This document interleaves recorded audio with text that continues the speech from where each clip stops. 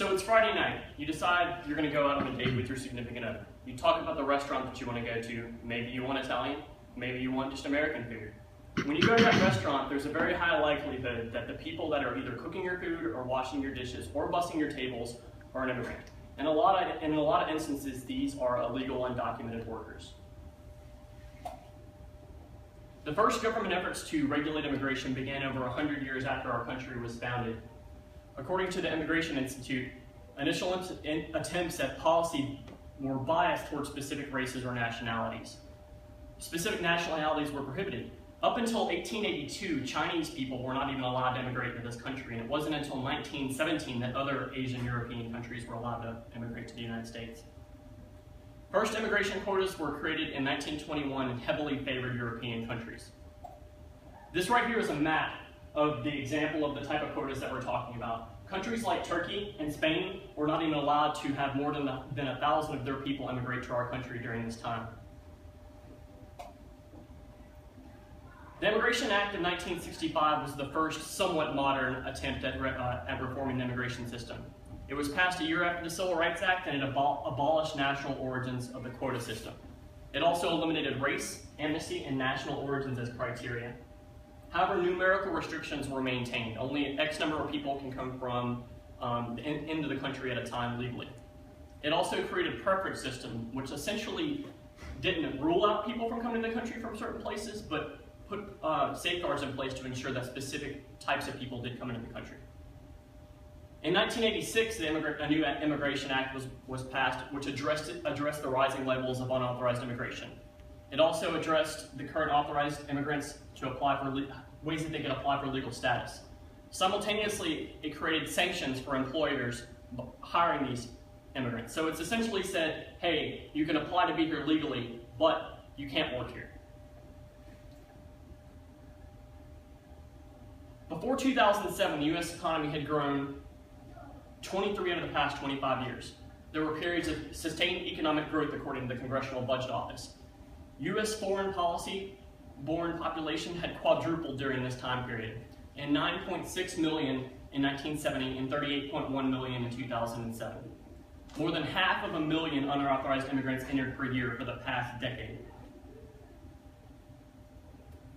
This shows a chart of trends from the country of Mexico alone from 1991 to 2010. At the highest point during 2000, 770,000 people came into the country illegally from Mexico. Current immigration policy has three stated goals. One is to reunite families. Two is to admit workers with specific skills and for labor shortages. These are the jobs that people don't necessarily want.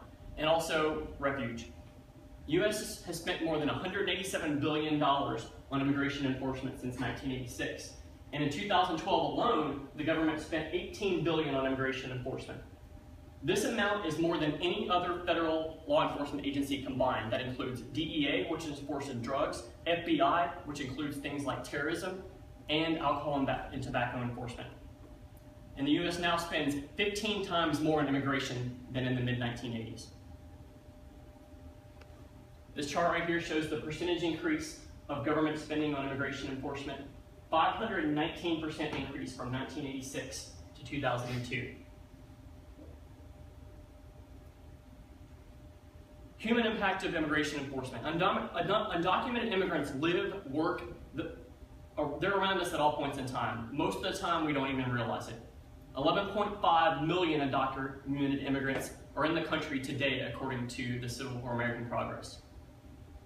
16.6 million people live in the United States with mixed status families, which basically means the children might be legal, but the parents aren't. And enforcement affects far more than just immigrants. Of the 5.5 million children that are in the country today, those children are legal. They live fearful lives. They endure abuse in the workplace. There's arises in exploitation and mistreatment of these immigrants, which also leads to the same thing for U.S. citizens. Children and teenagers feel growing to school. They feel like it's a place where their family members can be apprehended, or if the school starts asking questions, they'll call in law enforcement. Underperformance and students leaving high school before graduating is a huge issue. They feel like they have no hope of higher education because of because of the roadblocks that our country sets for them. The Immigration and Customs Enforcement currently holds over 30,000 people in prisons at this point that are specific for illegal immigrants. That's 100 facilities across the United States. Parents and primary caregivers of these citizens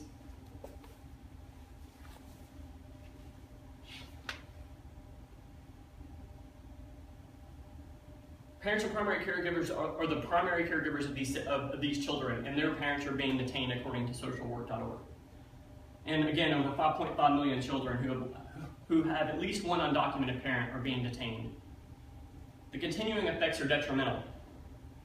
A recent study shows that over 125,000 children will not eat enough because their parents have been taken away from them and they're currently being detained for being in the country illegally. These are pictures of different rallies that students have done and children trying to convince the government to not deport their parents. This right here is an example of what happens when the children no longer have parents to take care of them. They end up in places like this, sleeping on concrete floors with Red Cross points. Benefits of fixing the system. In 2013, the United States Senate passed a bipartisan bill that would fix a lot of the problems of the immigration system. This bill would lead to significant economic improvements in the United States, including changing the gross domestic product, labor force production, and labor productivity, increase in wages for all workers, not just immigrants, and a reduction in the federal deficit. This right here shows an exact analysis of the change in the gross domestic product over the next 20 years. In 2013, 3.3%, which amounts to $700 billion, and 1.4 trillion by 2033.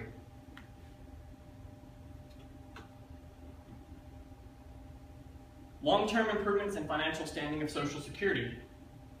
Basically, by adding more people to the workforce legally, by them paying legal taxes, it would ensure that our senior citizens and people that apply for Social Security have a long, reliable source of income.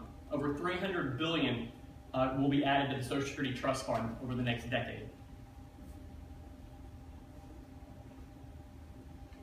Whenever you think of immigration, it's a very hot-button political issue, but ultimately, it's one that actually truly affects a lot of lives.